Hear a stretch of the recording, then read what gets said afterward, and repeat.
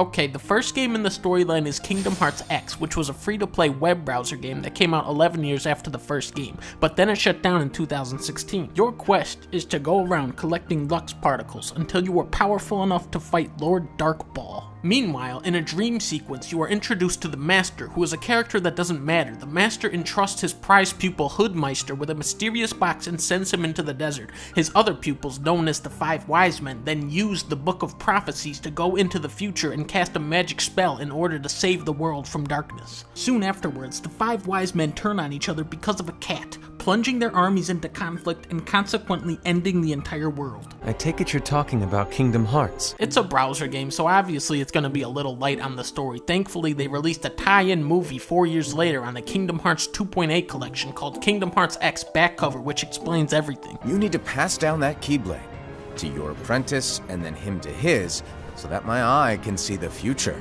See, now it all makes sense. The next game is Kingdom Hearts Birth by Sleep, which was released on the PSP 3 years prior to Kingdom Hearts X. You play as Ventus, who is actually one half of an all-powerful Keyblade called the X-Blade. He is manipulated by the Sith Lord Xehanort, who wishes to combine him with his counterpart Vantus so that he can unlock Kingdom Hearts and start an apocalyptic Keyblade war. In order to become young again, Xehanort takes over this guy's body but fails, but becomes young anyway. Then his memory is erased and he is found by Ansem the Wise before the game even started, okay? Meanwhile, Ventus is engaged in a metaphysical battle against his other half who seeks to control him from within his own arm. The battle is lost, but at the last second he shoots his heart power into the zone of the Enders, where Sora absorbs his light ball into himself. Which leads us into Kingdom Hearts 1.5 Final Mix. You play as Sora, Goofy, and Donald Duck as they attempt to save the 7 Disney princesses, each who represent a shard of the X-Blade, which is comprised of 20 shards in total, and isn't made by merging these guys anymore because that game was fake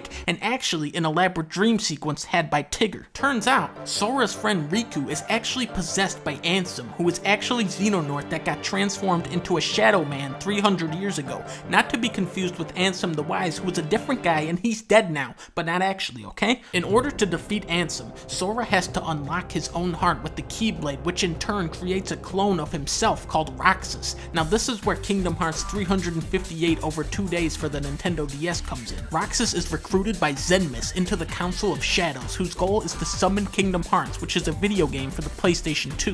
He then falls into a coma, setting the stage for Kingdom Hearts Chain of Memories for the Game Boy Advance. During this, there is also a third game playing out called Kingdom Hearts 0.2 Birth by Sleep, a fragmentary passage for the PlayStation 4. You see, there are now 5 different versions of the main character Sora, the 4th being an imperfect replica of the 3rd version Roxas, and the 5th Data Sora, who was created by Mickey Mouse in a phone game called Kingdom Hearts Coded.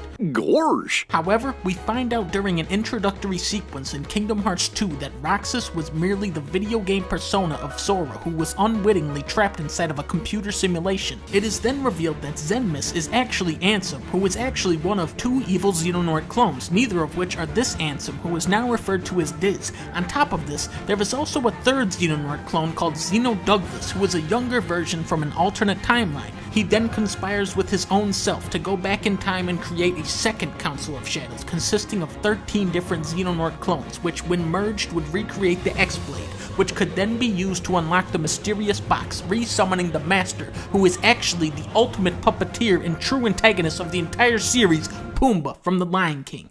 You see, turns out, Eeyore